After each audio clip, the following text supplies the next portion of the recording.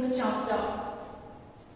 You need to concentrate on the steps in the glycolysis, steps in the TCA cycle or tricarboxylic acid cycle, or what is called as citric acid cycle, the steps in the electron transport chain, and different intermediate compounds that are produced during glycolysis or the Krebs cycle, and the enzymes that are given in the textbook. Usually the names of the enzymes other than that are given in the textbook are not asked so far. If you are preparing for any other exams such as KVPY, the enzymes name may be asked, but both in NEET as well as CET, the enzymes names are not asked, but the enzymes that are given in the textbook are important. And both in glycolysis and Krebs cycle, the region where the energy-rich molecules are produced, that is, it could be ATP or NADH, FADH2 or GTP. The steps where these are generated are also important. The energy yield of the glycolysis, energy yield of the Krebs cycle is also important.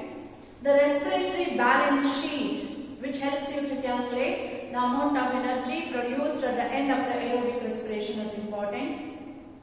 The two types of anaerobic respiration are the fermentation, that is alcoholic fermentation and lactic acid fermentation. End products produced, the intermediate components produced are also important. Apart from that, you need to concentrate on respiratory quotient also. Right? So today's session will be discussing some of the important questions in the same chapter. So let us have a look at the first slide. The electron transport system present in the inner mitochondrial membrane complexes 1 and 4 are respectively. The question is related to electron transport chain, where oxidative phosphorylation takes place. End of the electron transport chain is coupled with the oxidative phosphorylation. Oxidative phosphorylation is a process where the energy released during the oxidation of energy-rich molecules such as NADH and FADH2 is used to synthesize ATP. That is oxidative phosphorylation is the process where the oxidative phosphorylation is a process in which the ATP synthesis takes place during the aerobic respiration. So, electron transport chain, if you remember studying or if you have revised, so it is situated on the inner mitochondrial membrane.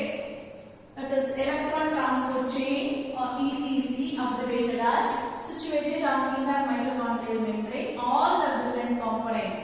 So, ETC is composed of different proteins, cytochromes, that are involved or that act as a carrier of electrons, and it is situated on inner mitochondrial membrane. And ETC basically has 4 different complexes in it, and the complex one is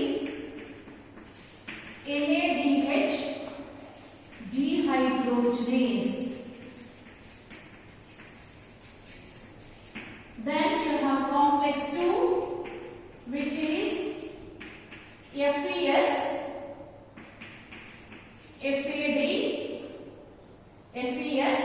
FADH2 dehydrogenase complex, which is called second complex.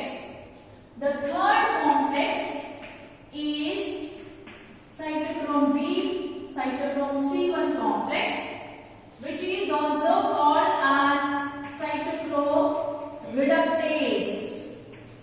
Complex 3 is also called cytochrome reductase. The fourth complex is cytochrome A3 complex. It is also called as cytochrome oxidase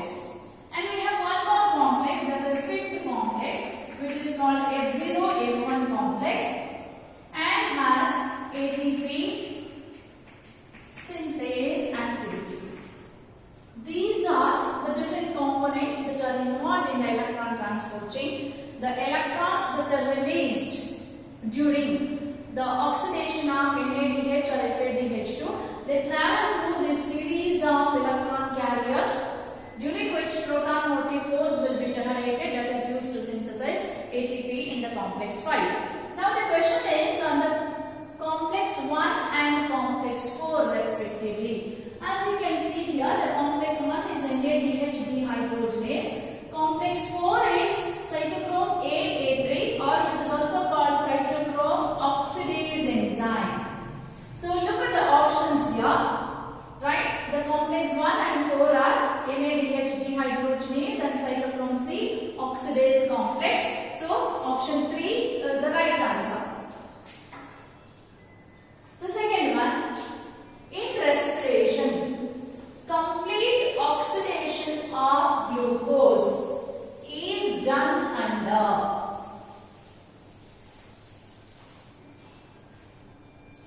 So, respiration is a process where different organic food molecules will be oxidized to release the energy. It's a step-by-step reaction. It's not a single step process where the glucose is broken down to release the carbon dioxide and water. Not like that. It's a stepwise reaction where the energy present or stored in the organic molecule will be released in a stepwise small reactions.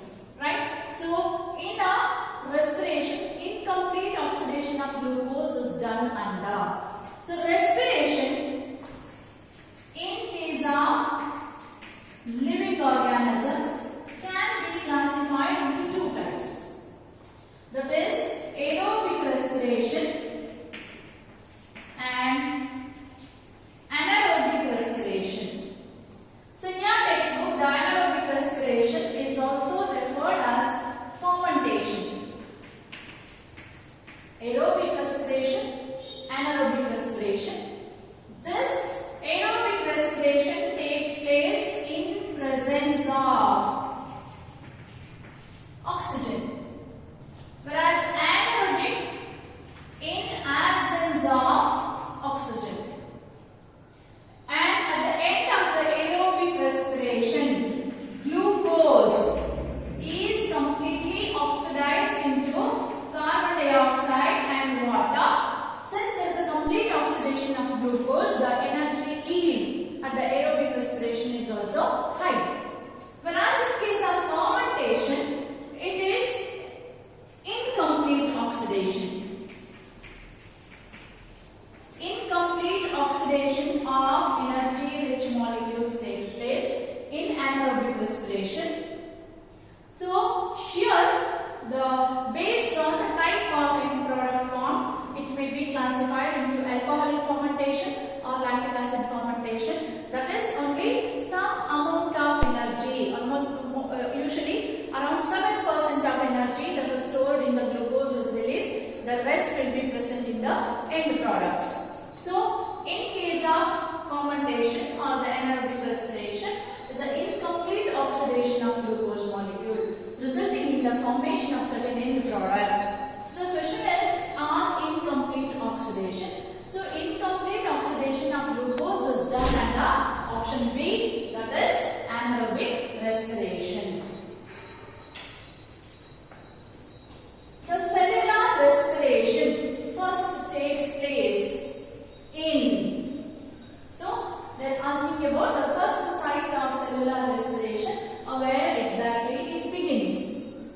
Right? So, respiration, whether it is aerobic or anaerobic, the first site where the respiration begins is cytoplasm.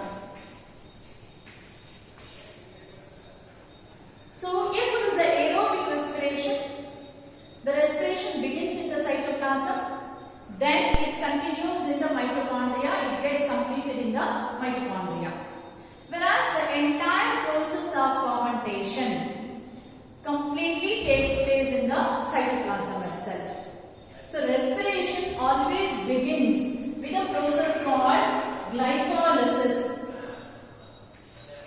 Respiration always takes place with a process called glycolysis, and glycolysis always takes place in the cytoplasm only. The other cell organelles, that is Golgi, endoplasmic reticulum, lysosomes are respiration process. So the cytoplasm is the right answer. Which of the following scientists has given the scheme of glycolysis? So there are four options. Gustav Embeden et al. Et al. Means co-workers. Krebs et al. Fritz Lippmann. None of these. Right? So Lippmann was the scientist who discovered the ATP, energy-rich molecules. Krebs et al. Hans G. Krebs, who for the first time explained the different steps in the Krebs cycle. So the answer is Gustav Embeden. Three scientists, that is Gustav Embeden,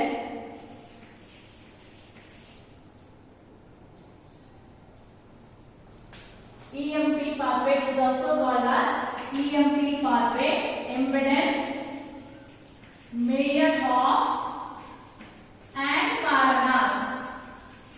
So three scientists, Gustav Embeden, Meyerhoff and Paranas, who for the first time elucidated or explained the different steps involved in the glycolytic pathway.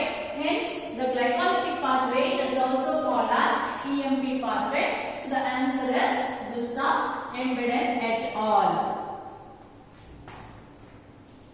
Among the following, identify the substrates that are required. Substrate required for only oxidative reaction that occurs in the process of glycolysis. Right? So in the glycolysis, there is only one step where the oxidation process takes place. And is the step where NAD is reduced into NADH plus H+. So the question is, you need to identify the substrate that undergoes oxidation. So you have options here: 3-phosphoglyceric acid, glyceraldehyde 3-phosphate, fructose 6-phosphate, glucose 6-phosphate. See, glucose and fructose, you can eliminate them because they only undergo isomerization. Initially glucose will be present. To the glucose, a phosphate molecule will be added using ATP as a donor. So glucose 6-phosphate is formed. Glucose 6-phosphate gets isomerized into fructose 6-phosphate. So these two are not the options, right? So 3-phosphoglyceric acid, again the 3-phosphoglyceric acid later gets converted into 2-phosphoglyceric acid, which is also an isomerization reaction. So all these three are wrong answer. It is glyceraldehyde 3-phosphate. Glyceraldehyde 3-phosphate, or abbreviated as 3-PGAL. Glyceraldehyde 3-phosphate. Say once the fructose 1,6-biphosphate, which is a 6-carbon compound, fructose 1,6-biphosphate, a 6-carbon compound, it splits into two molecules of 3-carbon compound. A molecule of glyceraldehyde 3-phosphate and a molecule of dihydroxyacetone phosphate, which are interconvertible. So if you study the flow chart of the glycolysis, you will come to know fructose 1,6-biphosphate breaks down into two molecules of 3-carbon compound. The first compound is glyceraldehyde 3-phosphate, 3-carbon compound. Another is dihydroxyacetone phosphate, which are interconvertible. Right? So I can write it as two molecules of glyceraldehyde 3-phosphate are produced. These glyceraldehyde, two molecules of glyceraldehyde 3-phosphate produced in presence of H3PO4 minus. Right? They utilize H3PO4 minus, H3PO4 minus, and also reducing two molecules of NAD into two molecules of NADH plus H plus. Each two molecules gets converted into 1,3-bisphosphate glyceric acid.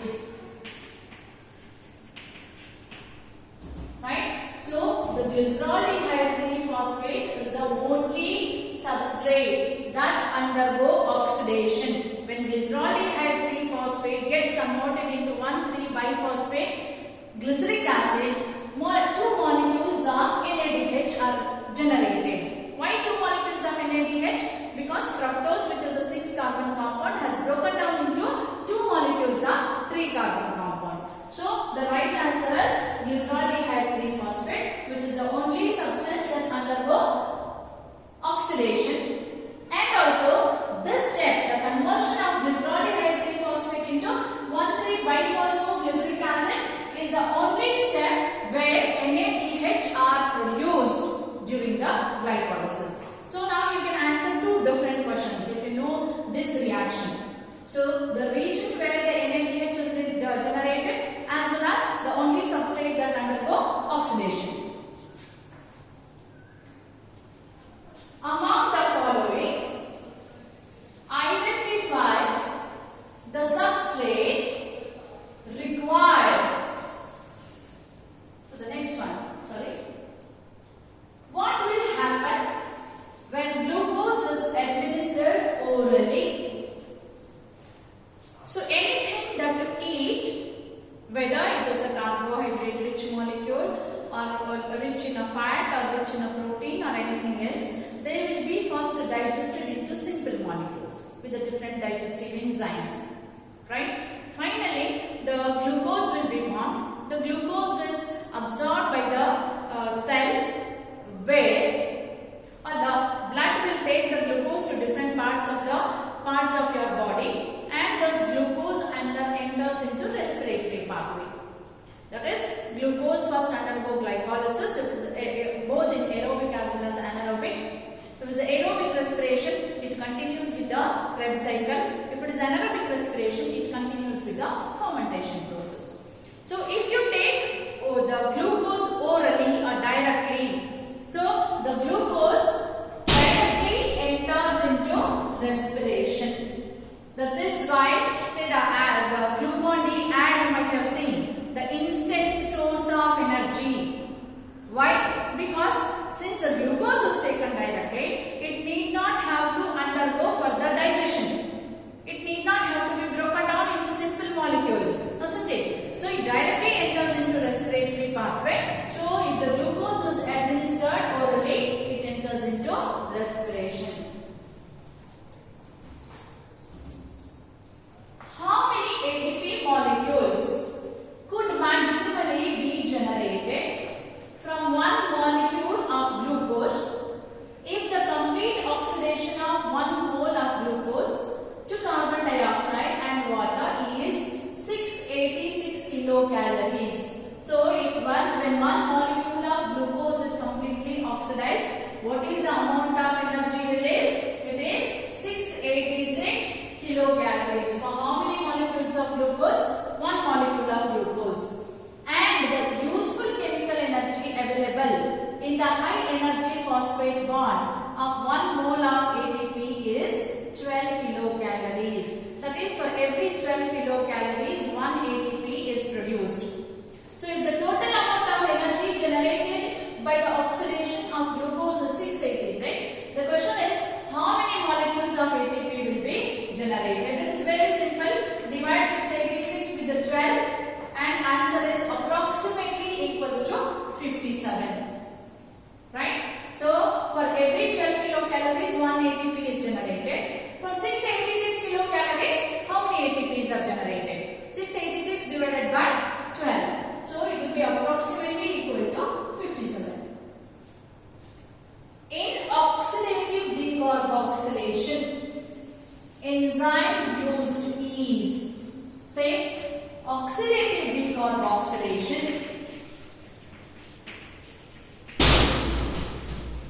Oxidative decarboxylation is one of the important steps in aerobic respiration. Right? Oxidative decarboxylation takes place immediately after the glycolytic pathway if the organism is respiring aerobically. Right? If the organism is anaerobic in nature, glycolysis is not followed by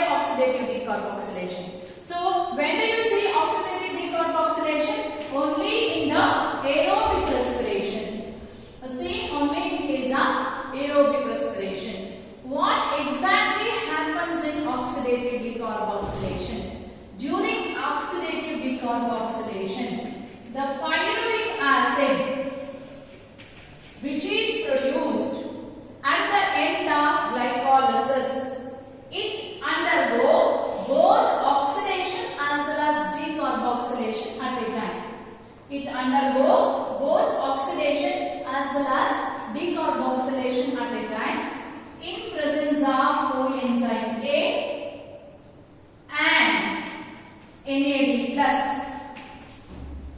and also an enzyme called pyruvate dehydrogenase. Enzyme called pyruvate dehydrogenase. And pyruvic acid undergo both oxidation as well as decarboxylation, and pyruvic acid is converted into one molecule of acetyl-CoA with the release of carbon dioxide and formation of NADH.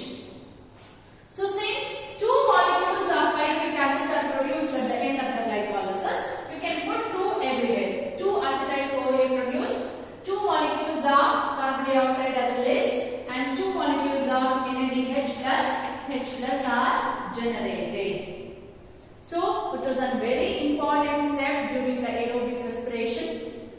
It is also called as linking step between glycolysis and Krebs cycle. So this step is called linking step between glycolysis and Krebs cycle. Takes place only in the aerobic respiration, where two molecules of pyruvic acid undergo oxidative decarboxylation. That is, both oxidation as well as decarboxylation. So because of oxidation, the protons that are removed are used to reduce the NAD. Because of decarboxylation, two molecules of carbon dioxide that are present in glucose are removed. Glucose is a 6-carbon compound. It is broken down into two molecules of pyruvic acid, which is a 3-carbon compound. From each pyruvic acid, one carbon dioxide is removed. This is the first step in aerobic respiration, where carbon dioxide is generated. Now, the question is on the enzyme. Name of the enzyme is given in your textbook, hence it is important. This was also asked during 2017 CET, right? So, enzyme is pyruvate dehydrogenase. That is, option 2 is the right answer. It is not pyruvate decarboxylase. Please remember, it is pyruvate dehydrogenase enzyme. Select the wrong statement.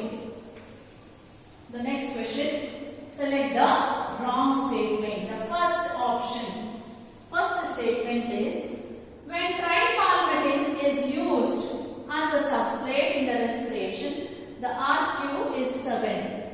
RQ stands for respiratory quotient.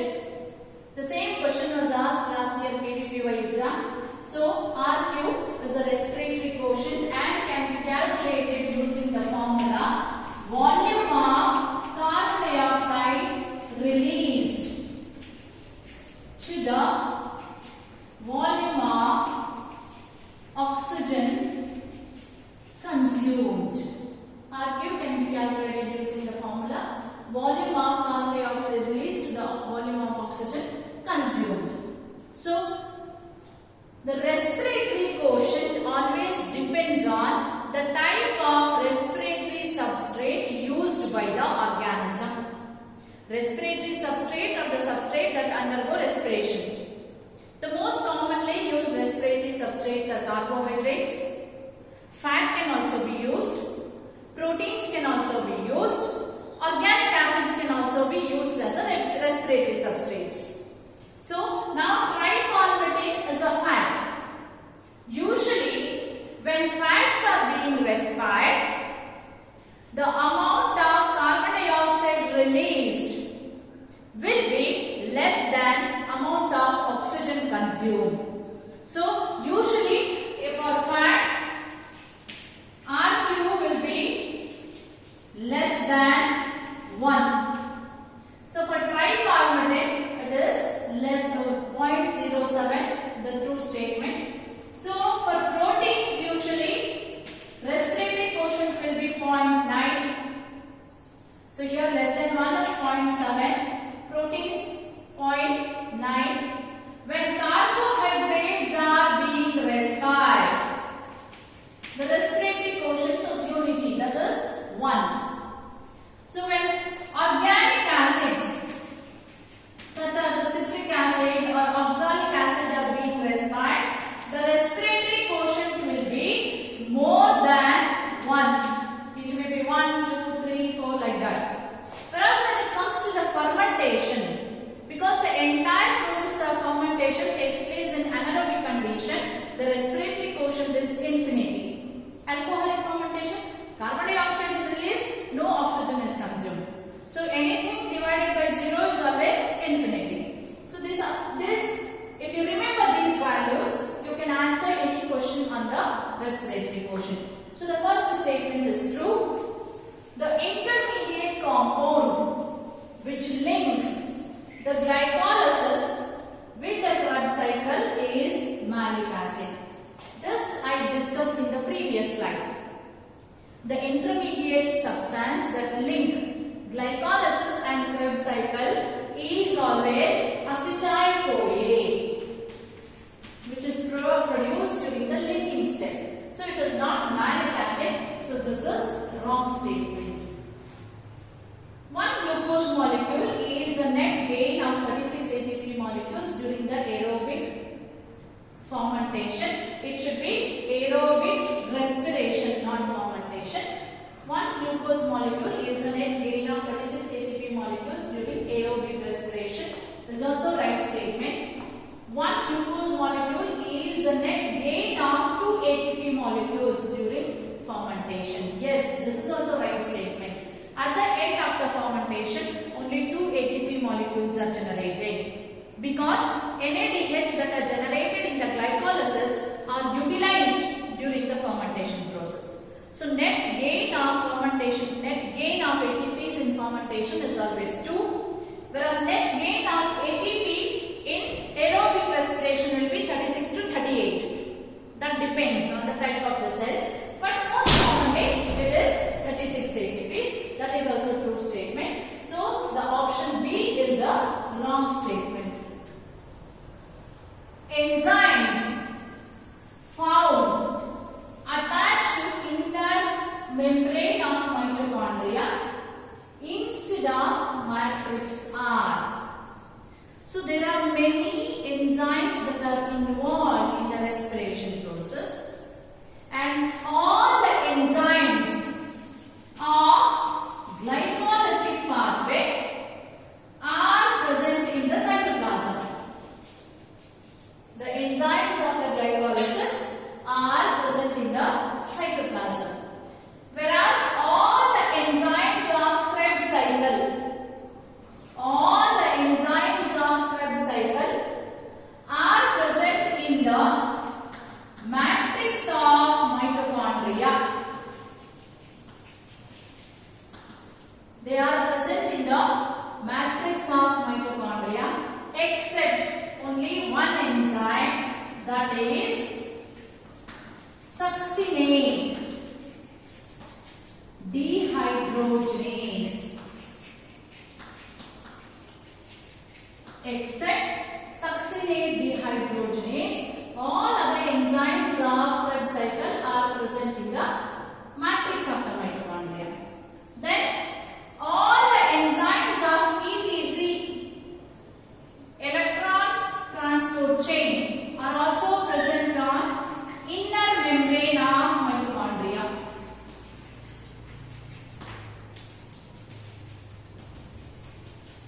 All the enzymes of ETC are also present on inner membrane of mitochondria. Now where is succinate dehydrogenase present then?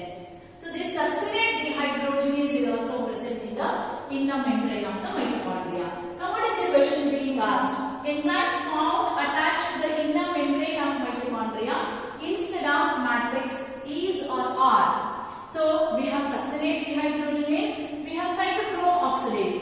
Cytochrome oxidase, as I mentioned, is a complex 4 of electron transport chain. So both of them are present on the inner membrane of the mitochondria. So right answer is both A and B.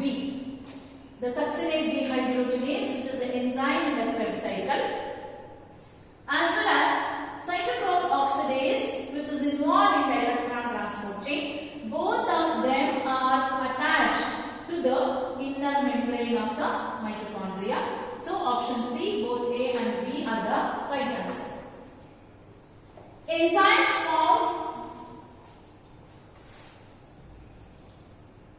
link enzyme in cellular respiration is.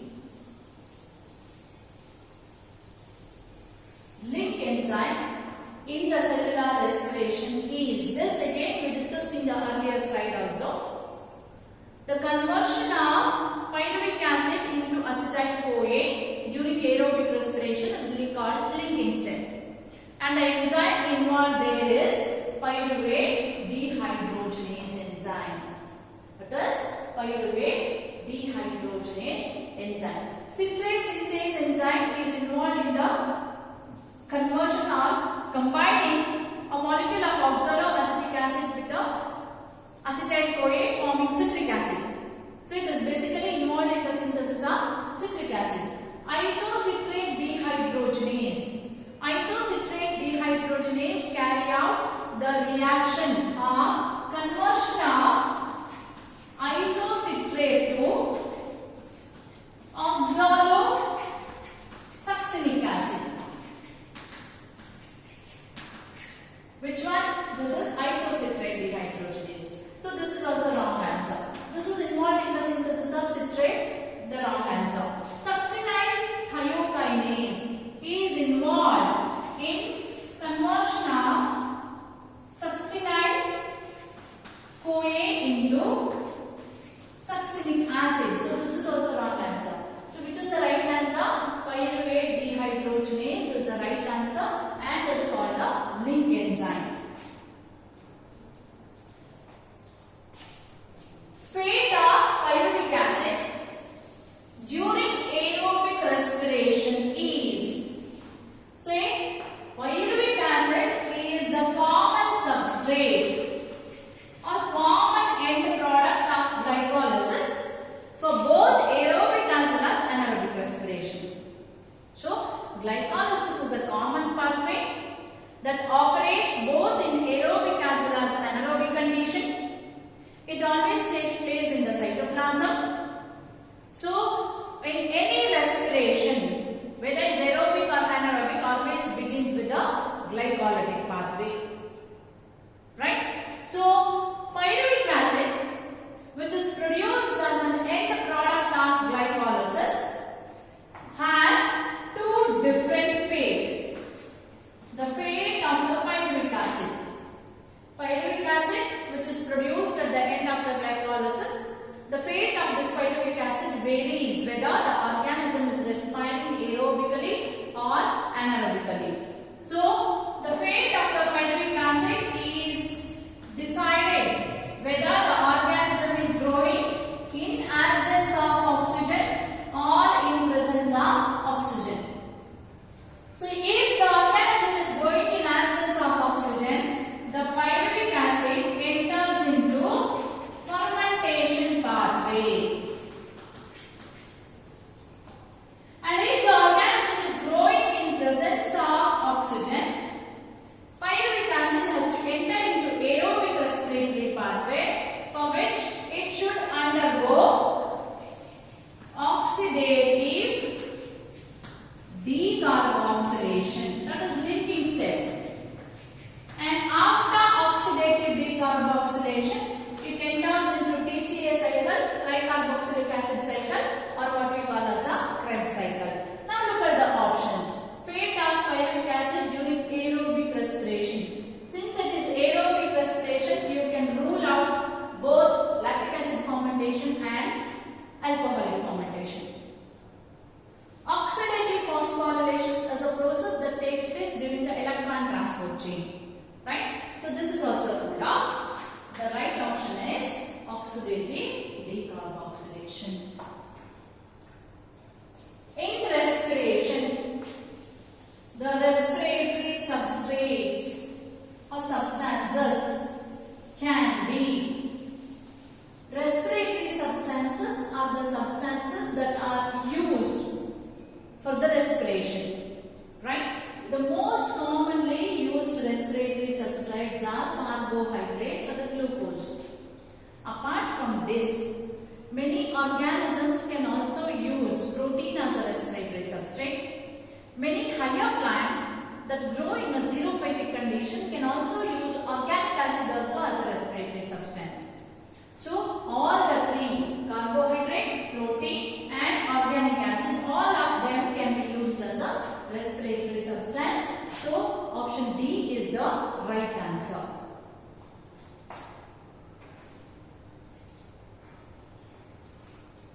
In oxidative decarboxylation, only a carbon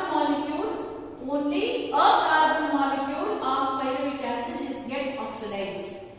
Other two carbon molecules goes to form. So what is the question? At the end of the glycolysis, two pyruvic acids are produced, and nowhere in the glycolysis the carbon molecule present in the glucose is removed. It's only partial breakdown where the glucose will be converted into pyruvic acid. So pyruvic acid is a 3-carbon compound, and during oxidative decarboxylation, that is during oxidative decarboxylation, pyruvic acid is converted into acetyl-CoA, which is a 2-carbon compound, with the release of a carbon dioxide. So this carbon dioxide originally, where was this? It was in the glucose molecule, right? So in the pyruvic acid, one of the carbon dioxide molecule is removed. So question is, where does these two carbon molecules goes? These two carbon molecules enter into citric acid cycle, or what you call as TCA, or tricarboxylic acid cycle, or it is also called Krebs cycle. How exactly they enter? These two the acetyl-CoA which is produced, which is a 2-carbon compound, combines with oxaloacetic acid, which is regenerated at the end of the citric acid cycle. This is a 4-carbon compound. These two undergo condensation, producing citric acid. So the two carbon molecules present in the acetyl-CoA, where have they entered? They have entered into citric acid. So now look at the options. The two molecules, the other two carbon molecules goes to form. Pyruvic acid gets oxidized, other two carbon molecule goes to form acetyl-CoA, later which gets converted into citric acid, right? So other two molecules initially form acetyl-CoA is the right answer. So first they form, since they have asked the other two carbon molecule goes to form, the first step we need to consider. In the first step they will be forming acetyl-CoA. See, though they goes to form a citric acid, we don't consider the option citric acid, because citric acid is formed after the combining of acetyl-CoA with the oxaloacetic acid. So soon after removal of carbon dioxide from the pyruvic acid, the other two carbons will be forming the acetyl-CoA. So acetyl-CoA is the right answer. Which of the following is true for glycolysis? Which of the following is true regarding glycolysis? The first option, it takes place in the cytosol, that is in the cytoplasmic matrix. Yes, it is the right option. It produces no ATP. At the end of the glycolysis, 2 ATPs are produced. Actually, 4 ATPs are produced during the glycolysis, because 2 ATPs are consumed in the initial step of the glycolysis. We consider net gain of ATP in glycolysis is 2. Right? So here the statement says no ATPs are produced, so it's a wrong statement. The third statement has no connection with the electron transport chain. Has no connection with the electron transport chain. This is also wrong statement. Why it is wrong statement? Because NADH that are produced in the glycolysis will be entering into the electron transport chain. If the question was on fermentation and if it says fermentation has no connection with the electron transport chain, that is true. But here the question is only on the glycolysis. The NADH2 molecules of NADH that are produced during the glycolysis will be entering into electron transport chain. So the third statement also is wrong. Reduces one molecule of NAD plus for every glucose molecule processed. As I mentioned, glucose is a 6-carbon compound. It breaks down into 2 molecules of 3-carbon compound, that is glyceraldehyde 3-phosphate, 2 molecules. And the glyceraldehyde 3-phosphate, every molecule of glyceraldehyde 3-phosphate undergo oxidation, producing or reducing 1 NAD into NADH2. That means in total 2 NADH are produced. So here the statement says reduces 1 molecule of NAD. Instead it should be 2 molecules. So this is also wrong statement. So which one is the true statement for glycolysis? Only one. Only the first statement is true. The remaining all are false because it reduces 2 molecules of NAD. And it has connection with the electron transport chain because NADH produced will be entering into electron transport chain. Produces no ATP. As I mentioned, there is a net gain of 2 ATPs at the end of the glycolysis. So only the statement 1 is true for glycolysis. Oxidation of one molecule of NADH gives rise to the NADH which are produced both in glycolysis as well as Krebs cycle has to be oxidized back into NAD to keep the aerobic respiration continuous or to keep the respiration as a continuous process. So where does these NADH molecules get oxidized? They get oxidized during the electron transport chain. NADH will be oxidized back into NAD plus H plus. So where does this take place? During the electron transport chain. So electrons that are removed as a part of oxidation, the electrons that are removed travel through series of electron carriers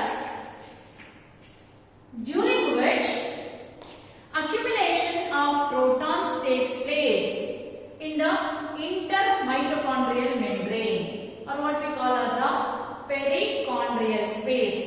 Say if you consider this as a mitochondria, outer membrane, inner membrane, this is inner membrane. This space is called perichondrial space. And electron transport chain takes place on the inner mitochondrial membrane. Where do the protons accumulate? Protons accumulate in the intermembrane space or the perichondrial space. Right? For every molecule of NADH oxidized, accumulation of 6 protons takes place. Where? In the intermembrane space. And when these protons are pumped back into the mitochondrial matrix, for every 2 protons pumped back, 1 ATP will be generated. That means 6 divided by 2 will be 3.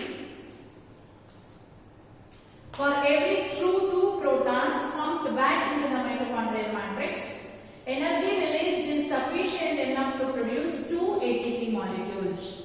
3 ATP molecules. So for every 2 protons, 1 ATP molecule is produced. Since it is 6 protons, 6 divided by 2 is equals to 3 ATP molecules. When it is FADH2, the accumulation of 4 protons takes place.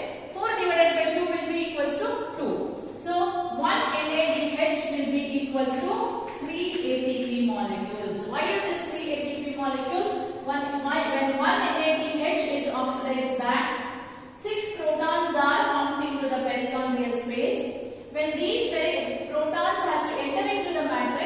energy is released, that energy will be used to synthesize ATP. And by pumping 2 protons into the matrix, 1 ATP can be generated. So since there are 6 protons, pumping of 6 protons, 6 divided by 2 results in the formation of 3 ATP molecules. So option A is the right answer.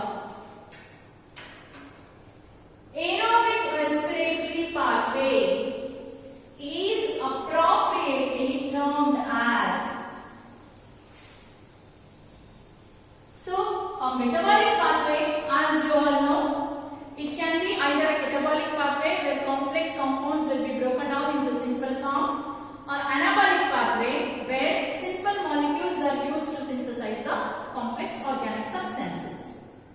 Initially, respiratory pathway was thought to be catabolic pathway, as the glucose is broken down to release carbon dioxide and water. But with the extended studies, the scientists came to know that the aerobic respiratory pathway involved both anabolism as well as catabolism. Catabolism, as you all know, the glucose will be broken down to release carbon dioxide and water. Even when the fatty acids are being respired, or fats are being respired, they will be broken down into fatty acid and acetyl-CoA. Acetyl-CoA can enter into the respiratory pathway. Proteins being respired again get converted into acetyl-CoA, can enter into the respiratory pathway. Right? So it is initially considered as catabolic pathway.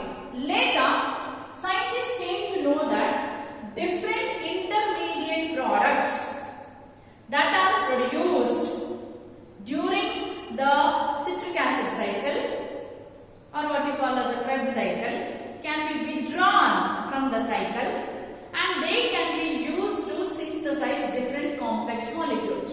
Say for example, acetyl-CoA can be withdrawn from the aerobic respiratory pathway, and it can be used to synthesize gibberellic acid, which is a growth hormone, or they can be used to synthesize carotenoids. Same way, succinyl-CoA, which is one of the intermediate product in the aerobic respiration, is used in the biosynthesis of chlorophyll molecule and also used in the biosynthesis of cytochromes. The succinyl-CoA, which is an intermediate compound, can be withdrawn from the pathway, can be used to synthesize chlorophyll molecule, or it can be used to synthesize carotenoids. Similarly, alpha-ketoglutarate acid is used to synthesize amino acids. So, the respiratory pathway involves both catabolism as well as anabolism. Hence, the respiratory pathway is considered as amphibolic pathway. Why it is amphibolic? Because it involves both anabolism as well as catabolism. The next slide. In alcoholic fermentation, there is, look at the statement and you need to find out which is the right statement. In alcoholic fermentation, there is no electron donor. This is a wrong statement. In alcoholic fermentation also, triose phosphate, that is 3-phosphoglyceraldehyde, is used as a electron donor. So the first statement is wrong. Oxygen is the electron acceptor. See, fermentation itself is an anaerobic respiration. Why it is anaerobic? Because it takes place in the absence of oxygen. So there is no question of oxygen being electron acceptor. This is also a wrong statement. Triose phosphate is the electron donor, while acetaldehyde is the electron acceptor. Triose phosphate is the electron donor, acetaldehyde is the electron acceptor. Yes. So during alcoholic fermentation, pyruvic acid is first converted into acetaldehyde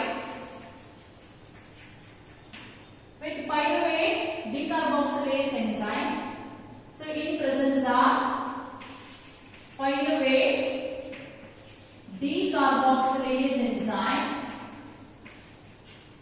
with the release of carbon dioxide, then acetaldehyde in presence of alcohol dehydrogenase enzyme.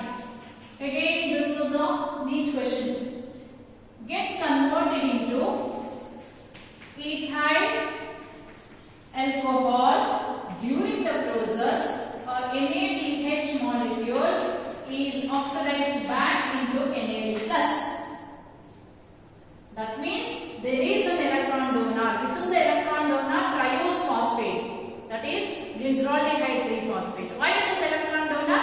Because it is during oxidation of glyceraldehyde 3-phosphate, NADH is synthesized. And who accepts this electron? Acetaldehyde accepts the electron and it gets converted into ethyl alcohol. Look at the statement. Triose phosphate is the electron donor. Yes, true. While acetaldehyde is the electron acceptor.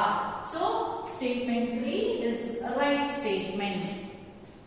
Triose phosphate is electron donor, while pyruvic acid is electron acceptor. Lactic acid fermentation, pyruvic acid is the electron acceptor. Whereas here, acetaldehyde is the electron acceptor. After accepting the electron, it gets converted into ethyl alcohol in presence of alcohol dehydrogenase enzyme. Which of these are respiratory poisons or respiratory inhibitors? Respiratory poisons or the respiratory inhibitors are the substances that inhibit the respiratory pathway in one or the other steps. Now, if you look at the options, the first option is cyanide. Cyanide, of course, is a respiratory inhibitor. Hence, it acts as a poison. So, cyanide usually inhibit complex 4, that is cytochrome oxidase of electron transport chain. So, cyanide is the true answer. Antimycin A, again it is a respiratory inhibitor. It inhibits electron transport between cytochrome B and cytochrome C1, that is complex 3. So, antimycin A is also a respiratory inhibitor. Carbon monoxide, this you all know, you have studied in the first, this one is a chapter. Carbon monoxide competes with the oxygen for binding with the hemoglobin. So, if there is more amount of carbon dioxide, hemoglobin instead of binding to the oxygen, it starts binding to the carbon monoxide. And in case of aerobic respiration, oxygen is essential because it is the final electron acceptor in the electron transport chain. After accepting the electrons, it combines with the 2 H+ molecules, results in the formation of water molecule which is called metabolic water. So, carbon monoxide is a competitive inhibitor of oxygen, right? So, carbon monoxide is also true. So, the right answer is all of these. So, because carbon monoxide competes with the oxygen, this is also true answer. All these 3 are respiratory inhibitors. Krebs cycle is completed with the formation of. The next question. Krebs cycle is completed with the formation of. Krebs cycle is a process where the acetyl-CoA, which is produced in the linking step, is completely decarboxylized. That is broken down to release the carbon dioxide molecule. Right?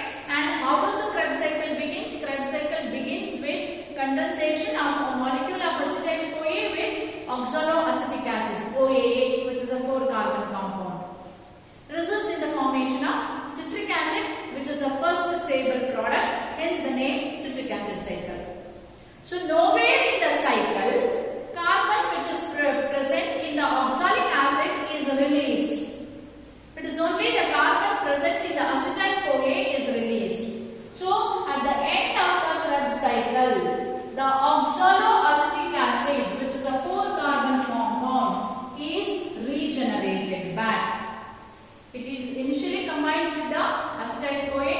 Once all the carbon molecules present in the acetyl-CoA are released in the form of carbon dioxide, oxaloacetic acid will be regenerated back. So option B is the right answer.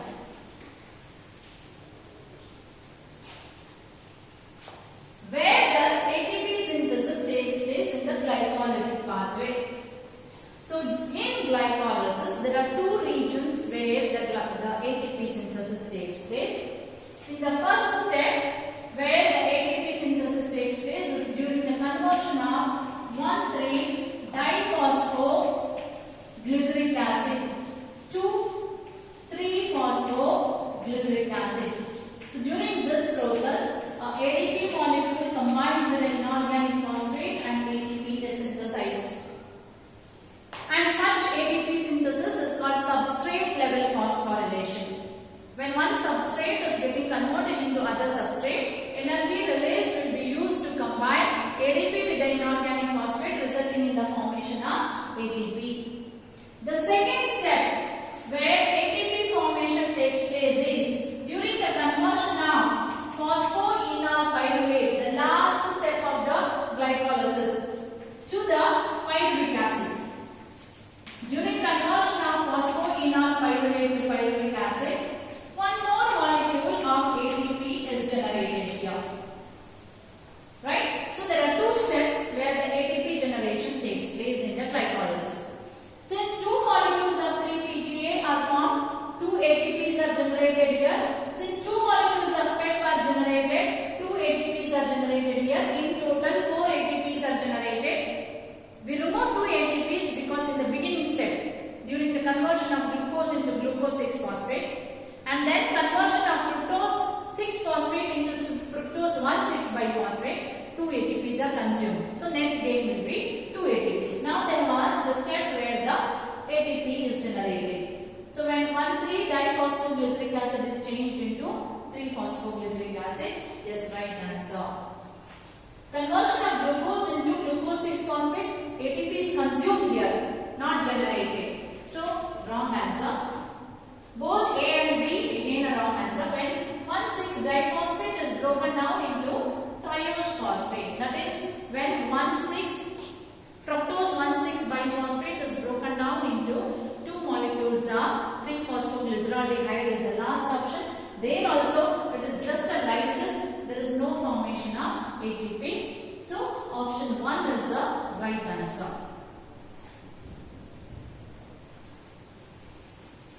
Glycolysis is, look at the options, the statements, causes partial oxidation of glucose, that is one molecule of glucose, to form two molecules of pyruvic acid and 2 ATPs as a net gain. Yes, true. Right? End of the glycolysis, one molecule of glucose will be converted into 2 molecules of pyruvic acid. And in the previous slide, I explained why it is net gain of 2 ATP. True statement. It takes place in all living cells. As I mentioned earlier, glycolytic pathway is a common pathway for both aerobic as well as anaerobic respiration. So it takes place in all the living cells. Uses 2 ATP at 2 steps. Yes, this is also true. In the first step, when the glucose is converted into glucose 6-phosphate, 1 ATP is used. Third step, when fructose 6-phosphate is converted into fructose 1,6-biphosphate, 1 more ATP is used. So this is also true. Scheme was given by Gustav Embeden, Otto Meyerhoff and Parnas, EMP pathway as I mentioned. So this is also true. So option choose the correct option containing appropriate statement from the above. So 1, 2, 3, 4, all the 4 are true. So option 3 is the right answer.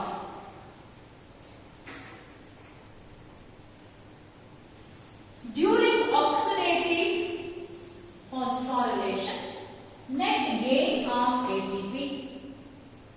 Oxidative phosphorylation means during electron transport chain. How many ATPs are produced is the question. Now for this we will have a look at respiratory balance sheet. During glycolysis, there is a net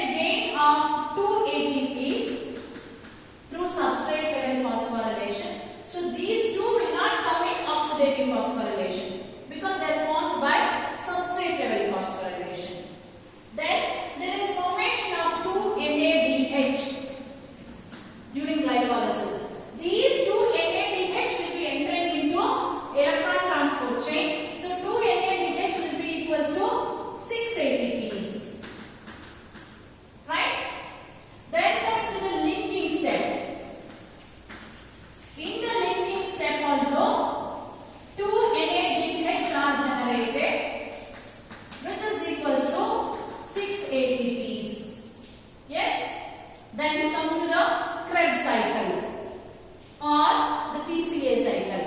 So during TCA cycle has to take place twice, because at the end of glycolysis 2 pyruvate are produced. Each pyruvic acid will take one Krebs cycle. So 2 pyruvic acid, the citric acid cycle has to operate 2 times. TCA cycle, the total of 2 FADH2 are produced, which is equal to 6 ATPs, and total of 6 NADH are produced. 6 3s are 18 ATPs. Now except this, calculate, add all these, right? So 6 ATPs, 6 plus 6, 12, right? 12 plus 4, 16, 16 plus 18, that is 4, 1 carry, 34. 34 ATPs are produced by oxidative phosphorylation process. The chemiosmotic coupling hypothesis of oxidative phosphorylation. Chemiosmotic coupling hypothesis of oxidative phosphorylation process proposes that adenosine triphosphate is formed because chemiosmotic hypothesis I had explained you earlier also. It was given by a scientist called Peter Mitchell. The chemiosmotic hypothesis explains the formation of ATP both during the photosynthesis as well as during the respiration process. And what is the major reason behind the formation of ATP? The major reason is formation of proton gradient. Where? Across the inner membrane of the mitochondria. Where the proton gradient is formed? Say outer membrane of mitochondria, inner membrane of mitochondria. This is perichondrial space. Proton accumulates in the perichondrial space like this when during electron transport chain. When these protons have to be pumped back into the mitochondrial matrix, ATP is synthesized. Look at the options. High energy bonds are formed in the mitochondrial proteins. This is a wrong answer. ADP is pumped out of the matrix into the intermembrane space. Nowhere ADP is pumped into the intermembrane space. A proton gradient forms across the inner membrane. Yes, a proton gradient is formed across the inner membrane. By breaking this proton gradient, energy is released. That energy will be trapped by F0, F1 particle, which are also called oxyzones. They have ATP synthase activity and they combine ADP with inorganic phosphate, result in the formation of ATP. So, a proton gradient forms across the inner membrane and is responsible for oxidative phosphorylation. So, option 3 is the right answer. The process by which there is an inhibition of aerobic respiration by atmospheric oxygen is. So, they are talking about inhibition of aerobic respiration. See, aerobic respiration word itself says it takes place in presence of oxygen. And there is no question that aerobic respiration is inhibited by oxygen. Right? So, none of these is the right answer. But if it was anaerobic respiration, so usually the anaerobic respiration gets inhibited in certain organisms such as yeast cells in presence of oxygen. Then it would have been Pasteur effect. See, Kelvin and Darwin are nowhere related to respiration. So you can rule out both Kelvin and Darwin, which both the scientists have no role to play when it comes to respiration, or they are not involved with the respiration process. Whereas Pasteur, of course, is associated with the respiration, but this is not true for Pasteur effect. What is Pasteur effect?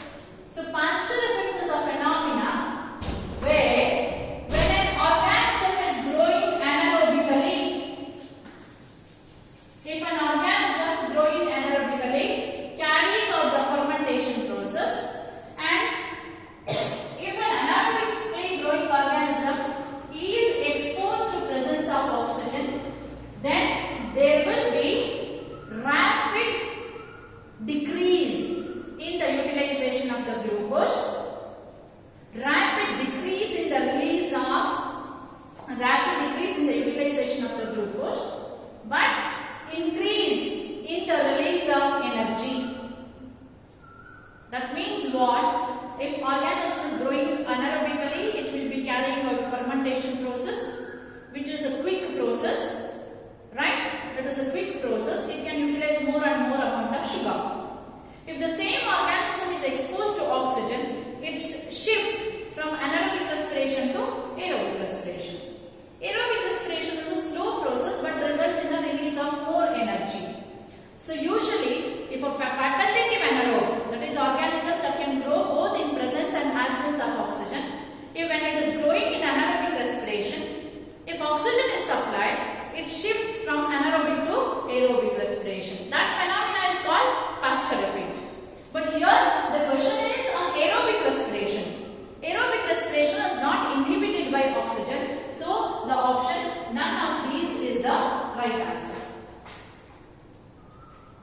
How many PGAL are produced by glycolysis are 3 molecules of glucose. The PGAL, the glyceraldehyde 3-phosphate, a 3-carbon compound. Say glucose is a 6-carbon compound. 6-carbon compound. And it will be broken down into 2 molecules of 3-carbon compound. Right? PGAL, that is glyceraldehyde 3-phosphate, is a 3-carbon compound. So now the question is how many PGAL are produced by glycolysis of 3 molecules of glucose. That is 3 molecules of glucose. 3 molecules of glucose will be broken down into 2 molecules of 3-carbon compound. That means what? 3 into 2, that is 6 molecules of PGAL will be produced. PGAL is a 3-carbon compound. So, how many molecules? 6 molecules of PGAL are produced. Fructose 1,6-biphosphate is broken down into 2 molecules of triose phosphate, you all have read. Right? So, 1 6-carbon compound is broken down into 2 molecules of 3-carbon compound. 3 6-carbon compound obviously is 6 molecules of 3-carbon compound. How many ATPs are released by the respiration of these PGAL till the formation of carbon dioxide and H2O? So, if these PGAL, the 6 PGAL that are present, if they enter into the citric acid cycle followed by oxidative phosphorylation, how many ATPs are generated is the question. Now, earlier we have done the respiratory balance sheet. So, the respiratory balance sheet there was during glycolysis 4 ATPs are generated and 2 utilized. So, again as 2 we had written. So, where was this utilization? Utilization was during the conversion of glucose into glucose 6-phosphate, fructose 6-phosphate into fructose 1,6-phosphate. Now, the glycolysis is beginning directly from PGAL. That means what? There is no utilization of ATP. So, if the glycolysis begins from PGAL, right, 4 ATPs will be generated.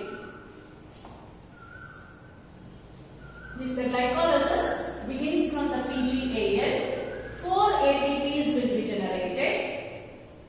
Right? Then 2 NADH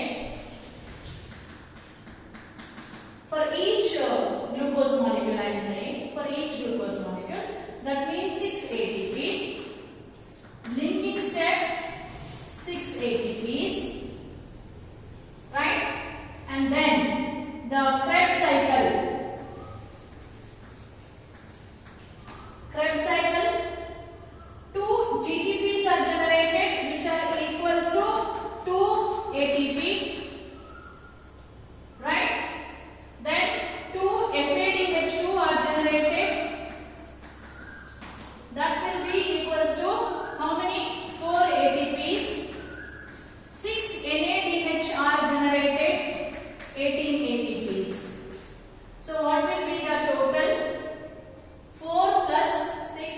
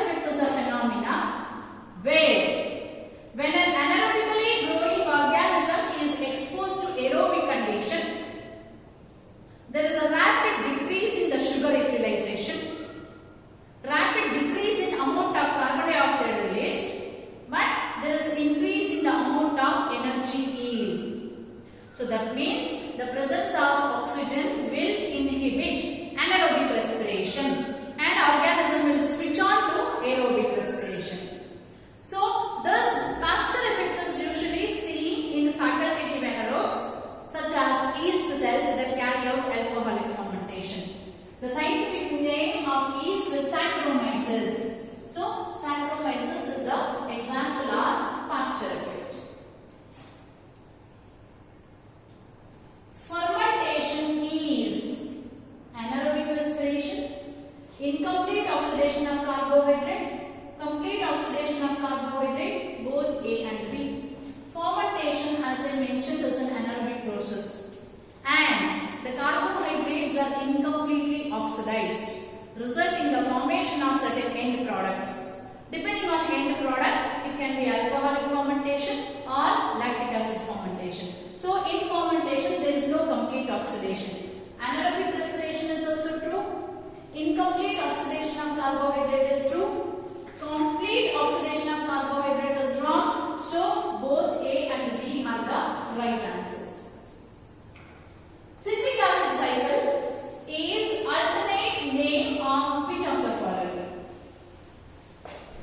HNP shunt is the wrong answer. Hexose monophosphate shunt. Wrong answer. Glycolysis is also wrong answer. Kelvin cycle takes place in the photosynthesis. Wrong answer.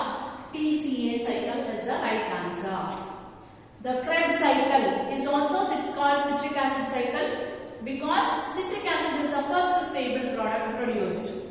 It is also called tricarboxylic acid cycle or TCA cycle because majority of the intermediates have 3 carboxylic group in them. Hence it is also called tricarboxylic acid cycle. When one molecule of glucose is completely oxidized during aerobic respiration, how many molecules of carbon dioxide are released due to tricarboxylic acid cycle? You need to analyze this question very well. See, immediately after reading completely oxidized, what answer you get? 6. But what is the question? The question is number of carbon dioxide released only during TCA cycle. Out of 6 carbon molecules in the glucose, 2 are released in the linking step. That is oxidative decarboxylation. How many are left? 4 are left. All these 4 carbon will be released during the tricarboxylic acid cycle. So answer is 4. Why it is not 6? Because we are calculating only for the tricarboxylic acid cycle. Where are other 2 carbon released? The other 2 carbons are released in the linking step. So dear students, these are some of the important bits that are discussed in the respiration in plants chapter. Again, read your textbook thoroughly. With that, read the running notes also that I have given to you. Thank you.